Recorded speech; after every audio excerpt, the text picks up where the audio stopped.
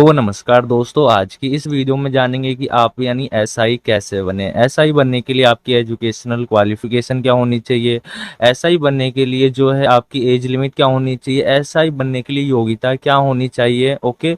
और देखिए दोस्तों, एसआई बनने के लिए आपको किन कौन कौन से प्रोसेस से होकर गुजरना पड़ता है, यानी ये मान के चलिए सिलेक्शन प्रोसेस क्या होना चाहिए, एसआई बनने के लिए आपकी हाइट कितनी होनी चाहिए, इसमें आपको पूरी जानकारी मिलने वाली है। और आखिरी में बताया जाएगा कि एसआई की सैलरी कितनी होती है और एसआई का सिलेबस भी बताया जाएगा दोस्तों। ओके, तो आइए हम एक एक करके जानते हैं कि एसआई कैसे बने। तो आइए दोस्तों, सबसे पहले हम जानते हैं कि एसआई किसको बोलते हैं, एसआई कौन होता है।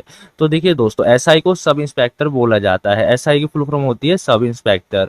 देखिए दोस्तों, सब इंस्पेक्टर पुलिस की रैंक होती है जो हेड कांस्टेबल के ऊपर होती है और इंस्पेक्टर के नीचे होती है। सब इंस्पेक्टर अपने नीचे वाले रैंक के कर्मचारियों को आदेश देकर अपराधियों को पकड़ने की भूमिका निभाता है और उन्हें पकड़कर कोर्ट में ले जाता है। यानी आपके मन में ये क्वेश्चन था कि एसआई कौन होता है या सब इंस्पेक्टर कौन होता है, तो आपका ये क्वेश्चन क्लियर हो गया होगा कि ये जो एसआई होता है ये हेड कांस्टेबल के ऊपर वाली पोस्ट पर होता है और इंस्पेक्टर के नीचे होते हैं। ओके। और आइए आप जानते हैं अगर कि एसआई के क्या कार्य होते हैं, यानी एसआई को क्या क्या काम करना पड़ता है। इसके बाद हम सिलेक्शन प्रोसेस वगैरह जानेंगे, लाइन वाइज सारी चीजें जानेंगे।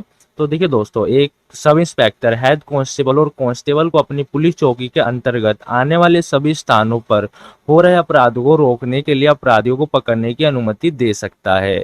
ओके। और सब इंस्पेक्टर अपराधियों के खिलाफ कोर्ट में चार्जशीट दायर करने की योग्यता भी रखता है।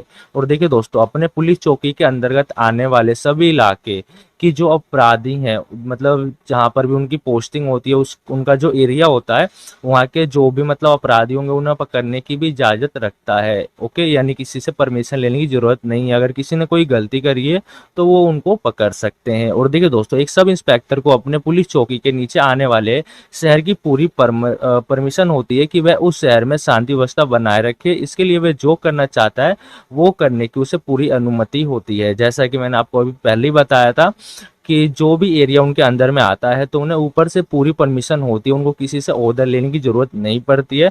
बाय द वे, अगर कोई बड़ा केस आता है तभी ऑर्डर लेने की जरूरत पड़ती है, अदरवाइज एरिया में कुछ गलत हो रहा है तो वो वहां पर डायरेक्ट जा सकते हैं और उसकी जो है छानबीन कर सकते हैं। और थाने में कार्यरत कर्मचारियों को नियंत्रित करने के लिए ओके, और पुलिस आरक्षकों तथा उनके अधीन कार्यरत अन्य कर्मचारियों को ड्यूटी का आवंटन। ओके।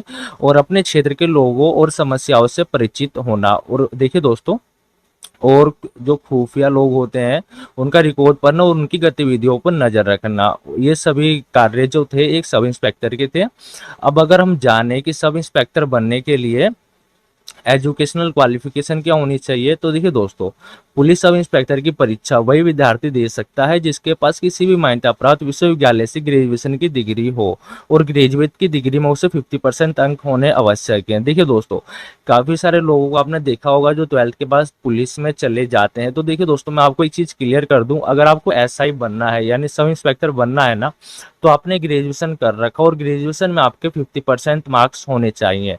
मैं आपको एक चीज क्लियर करना चाहूंगा कि 12th के बाद अगर आप पुलिस में जाते हो तो आप कांस्टेबल वगैरह के पोस्ट पर ही जाते हो, आप एसआई यानी सब इंस्पेक्टर की पोस्ट पर नहीं जाते हैं, नहीं जा पाओगे, क्योंकि दोस्तों इसमें ग्रेजुएट होना कंपलसरी है। 12th के बेस पर इस पोस्ट पर नहीं जाओगे। अगर आप 12th के बेस पर एग्जाम दोगे तो आप कांस्टेबल के पद पर नियुक्त किए जा सकते हो। और ओके, और दूसरा रीजन है कि आप भारत के मूल निवासी होने चाहिए, यानी आप यानी कि आप किसी बाहर देश के निवासी नहीं होने चाहिए अगर आप एसआई बनना चाहते हो तो। ओके। अब अगर हम बात करें एज लिमिट की, तो देखिए दोस्तों, सब इंस्पेक्टर की परीक्षा में भाग लेने के लिए कैंडिडेट की न्यूनतम आयु जो है 21 वर्ष और अधिकतम आयु 25 वर्ष घोषित की गई है, यानी कम से कम 21 साल और ज्यादा से ज्यादा 25 साल। और दोस्तों एक चीज क्लियर करूँ आपको, एससी और एसटी के कैंडिडेट जो भी होंगे उनकी आयु सीमा में 5 वर्ष ज्यादा किया गया, यानी कि एससी और एसटी के अंतर्गत आने वाले कैंडिडेट की उम्र जो है 21 से 30 साल तक हो तो भी वो पेपर दे सकते हैं और वो एग्जाम क्लियर कर सकते हैं। और ओबीसी कैंडिडेट की एज लिमिट की बात की जाए तो इन ओबीसी में जो है 3 साल, यानी 3 साल इंक्रीज किया गया है, यानी कि ओबीसी वर्ग के जो भी उम्मीदवार हैं उनकी आयु 21 साल से लेकर 28 साल तक होनी चाहिए। ओके। अब हम बात करें कि हाइट कितनी होनी चाहिए मेल कैंडिडेट एंड फीमेल की, तो सब इंस्पेक्टर बनने के लिए, तो देखिए दोस्तों, सरकार ने सब इंस्पेक्टर बनने के लिए हाइट ऊंचाई का भी प्रावधान रखा है। तो आइए हम जानते हैं क्या क्या आपको क्वालिफाई करना पड़ेगा हाइट और चेस्ट में। तो देखिए दोस्तों, मेल कैंडिडेट का जो हाइट है वो 167 यानी 167 सेंटीमीटर 0.5 सेंटीमीटर होना चाहिए, और चेस्ट की 81 टू 86 सेंटीमीटर होना चाहिए। और फीमेल का जो है हाइट 152.4 सेंटीमीटर का होना चाहिए। चेस्ट नहीं नापा जाता। फीमेल कैंडिडेट की बात करें तो दोस्तों देखिए, हाइट की अगर बात करें तो 152.4 सेंटीमीटर, और चेस्ट जो है नहीं नापा जाता। और मेल और फीमेल कैंडिडेट का वजन का बात करें, यानी वेट कितना होना चाहिए, बहुत सारे लोगों के मन में ये भी क्वेश्चन होगा। तो देखिए दोस्तों, जितनी आपकी हाइट होती है और जितनी आपकी एज होती है, यानी आपकी उम्र और हाइट के हिसाब से आपकी एज नापी जाती है। ओके, यानी इसका एक नियम होता है। अगर हम बात करें कि इसमें जो है आपको सिलेक्शन प्रोसेस क्या है सब इंस्पेक्टर बनने का, तो देखिए दोस्तों, सब इंस्पेक्टर बनने के लिए ओके आपको कौन कौन से पेपर देने पड़ेंगे, क्या क्या आपको क्वालिफाई करना पड़ेगा, सिलेक्शन प्रोसेस क्या है वो जानते हैं। अब सबसे पहले दोस्तों आपको लिखित परीक्षा देनी पड़ती है। देखिए दोस्तों, सब इंस्पेक्टर बनने के लिए सबसे पहली और सबसे महत्वपूर्ण सिलेक्शन प्रक्रिया यही है कि इसमें एंट्रेंस एग्जाम या इसकी परीक्षा, या हम ये भी कह सकते हैं कि सब इंस्पेक्टर की सिलेक्शन प्रक्रिया इसकी लिखित एग्जाम के जरिए शुरू की जाती है। भारत के लगभग सभी राज्यों की सरकारें हर वर्ष सब इंस्पेक्टर की परीक्षा का आयोजन करवाती हैं, और अगर आपको सब इंस्पेक्टर की परीक्षा देना है तो आपको इसका आवेदन करना होता है कि आप सब इंस्पेक्टर की परीक्षा को दे सकते हैं। और अगर आप इसकी परीक्षा को क्वालिफाई हो जाते हैं, इसके बाद आपको आगे के प्रोसेस के लिए बुलाया जाता है। यानी सबसे पहले आपको दोस्तों लिखित परीक्षा देना होता है। मैं आपको भी सिलेबस के बारे में बताऊंगा, मैं आपको सिलेक्शन प्रोसेस बता रहा हूँ कि सिलेक्शन प्रोसेस कैसे होता है। मैं आपको भी सिलेबस वगैरह सारी चीज़ें बताऊंगा। तो जब आपका लिखित परीक्षा हो जाता है, उसके बाद आपका डॉक्यूमेंट वेरिफिकेशन होता है। जो भी विद्यार्थी दोस्तों लिखित परीक्षा को क्वालिफाई कर लेते हैं, लिखित परीक्षा क्वालिफाई करने के बाद उनका डॉक्यूमेंट वेरिफिकेशन होता है। डॉक्यूमेंट वेरिफिकेशन का मतलब दोस्तों ये होता है कि आपने जिस बेस पे, जिस बिहाफ पे आपने अप्लाई करा है, क्या आप उसके योग्य हो या नहीं हो। जैसे आपके आधार कार्ड, पैन कार्ड हो गए, डीएल वगैरह हो गए, 10th 12th और ग्रेजुएशन की मार्कशीट हो गई, आय जाति मूल्यवास, इन सभी कागजों की देखरेख की जाती है कि हाँ आप इस पद के लिए योग्य हो या नहीं हो। ओके, और जब आपका डॉक्यूमेंट वेरिफिकेशन होता है, इसके बाद आपका फिजिकल टेस्ट होता है।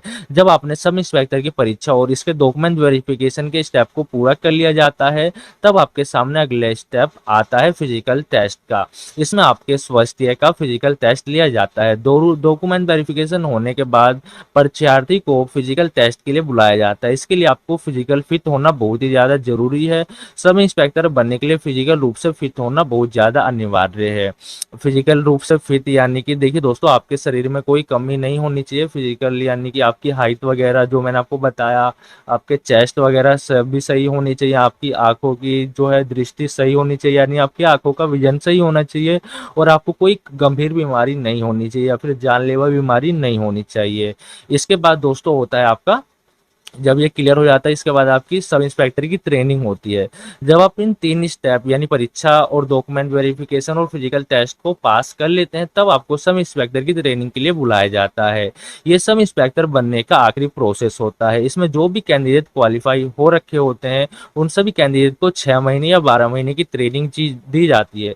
ट्रेनिंग में उन्हें पुलिस के सभी कायदे कानून सिखाए जाते हैं, और उनकी कुछ फिजिकल ट्रेनिंग भी होती है। ये ट्रेनिंग कंप्लीट होने के बाद उन्हें सब इंस्पेक्टर की पोस्टिंग के लिए भेज दिया जाता है। इसके बाद दोस्तों होता है आपका, जब आपका ये सभी ट्रेनिंग वगैरह कंप्लीट हो जाते हैं, इसके बाद आपकी पोस्टिंग होती है। तब आपको आपके कार्यभार, यानी जिस भी जिले में या फिर जिस भी शहर में आपकी पोस्टिंग होती है, जहाँ पर भी आपने अप्लाई करा होता है, जहाँ पर भी नियुक्ति होती है, वहाँ पर आपको भेजा जाता है और आपको पोस्ट आपकी दे दी जाती है। अब अगर हम बात करें कि सब इंस्पेक्टर बनने के लिए जो है दोस्तों, आपका सिलेबस वगैरह भी बताऊंगा, इससे पहले हम जान लेते हैं सैलरी कितनी होती है। सब इंस्पेक्टर की अगर सैलरी की बात की जाए तो देखिए दोस्तों, सब इंस्पेक्टर की सैलरी जो है परिवीक्षा अवधि के बाद लगभग ₹51,000 से ₹54,000 प्रतिमाह पोस्टिंग और भत्ते के क्षेत्र के आधार पर मिलता है। देखिए दोस्तों, एक मतलब सब इंस्पेक्टर की सैलरी आप ये कह सकते हैं कि अच्छी खासी होती है। इनके साथ इन्हें बहुत सारी सरकारी सुविधाएं भी दी जाती है, और जैसे जैसे ये पुराने होते जाते हैं, इनकी सैलरी भी इंक्रीज की जाती है। और दोस्तों मैं आपको एक चीज़ क्लियर कर दूं, बहुत सारे राज्य हैं, राज्यों के हिसाब से सैलरी थोड़ी ऊपर नीचे हो सकती है, तो ये कंफर्म ना रखें। ओके, और सैलरी बाय द वे आपका इतना ही मिलता है। ओके, और अब हम बात करें कि इसकी जो है आपका सिलेबस के बारे में थोड़ा सा मैं आपको बता दूं। इसमें देखिए, सब इंस्पेक्टर की परीक्षा के लिए सिलेबस दोस्तों दो प्रकार के होते हैं। एक दोस्तों आपका होता है टेक्निकल का और एक नॉन टेक्निकल का। इन दोनों चीज़ों के बारे में आपको क्लियर कर दूं। देखिए दोस्तों, अगर आपको सब इंस्पेक्टर की परीक्षा को क्वालिफाई करना है तो आपको सब इंस्पेक्टर के सिलेबस के बारे में ध्यान देना होगा। सब इंस्पेक्टर की परीक्षा में कौन कौन से प्रश्न पूछे जाते हैं, अगर आपको सिलेबस की जानकारी नहीं होगी तो आप सब इंस्पेक्टर की परीक्षा को क्वालिफाई नहीं कर सकते हैं। देखिए दोस्तों, सब इंस्पेक्टर की परीक्षा दो तरह के कोर्स से होती है, टेक्निकल और नॉन टेक्निकल, जैसे कि मैंने अभी आपको बताया। आइए सबसे पहले जानते हैं टेक्निकल वाले, मतलब टेक्निकल क्या है और नॉन टेक्निकल क्या है। देखिए दोस्तों, परीक्षा के अंदर परीक्षार्थी को 100 अंक के ऑब्जेक्टिव टाइप प्रश्न पूछे जाते हैं। इन प्रश्नों को हल करने के लिए 2 घंटे का समय दिया जाता है। परीक्षार्थी की कोई नेगेटिव मार्किंग नहीं होती, यानी कि अगर आप परीक्षार्थी का कोई प्रश्न गलत हो जाता है तो उसके बदले में कोई नेगेटिव अंक नहीं काटा जाता, यानी कोई नेगेटिव मार्किंग नहीं होती है। यानी आपने गलत आंसर करा है तो उसका मतलब एक्स्ट्रा कोई नंबर नहीं काटा जाता है। पर बहुत सारे सरकारी एग्जाम में, यानी गवर्नमेंट एग्जाम जो भी होते हैं उनमें होता है, पर इसमें यह रूल नहीं है टेक्निकल वालों के लिए। ओके, और टेक्निकल में किस किस विषय से प्रश्न पूछे जाते हैं मैं आपको बता दूं। Physics 33 number, maths 34 number, chemistry 33 number. और अगर बात की जाए नॉन टेक्निकल वाले कैंडिडेट की, तो इसमें परीक्षार्थी से 200 अंकों को ऑब्जेक्टिव टाइप प्रश्न पूछे जाते हैं, यानी एक क्वेश्चन लिखा होता है, उसके लिए 4 आंसर लिखे होते हैं। चारों आंसर में से सही आंसर कौन सा है वो आपको चूज करके लिखना होता है। इन प्रश्नों को हल करने के लिए 3 घंटे का समय दिया जाता है। इन प्रश्नों में भी नेगेटिव मार्किंग नहीं होती है। अब जान लेते हैं कि प्रश्न किस किस सब्जेक्ट से पूछे जाते हैं और ये प्रश्न कितने नंबर के होते हैं। तो देखिए दोस्तों, हिंदी 70 नंबर का होता है, इंग्लिश 30 नंबर का होता है, और जीके यानी कि general knowledge 70 number, maths 30 number. और दोनों पेपर में 3-3 प्रकार के प्रश्न पूछे जाते हैं। तो आप ज्यादातर इन्हीं प्रकार के प्रश्नों की तैयारी करें ताकि आप सब इंस्पेक्टर के पेपर को क्वालिफाई कर पाए। ओके, बाय द वे दोस्तों, ये था दोस्तों एक सब इंस्पेक्टर बनने का प्रोसेस, और आई होप आपको इसमें पूरी जानकारी मिल गई होगी। और बाय द वे वीडियो आपको कैसी लगी कमेंट्स करके बताइएगा। So thanks for watching this video.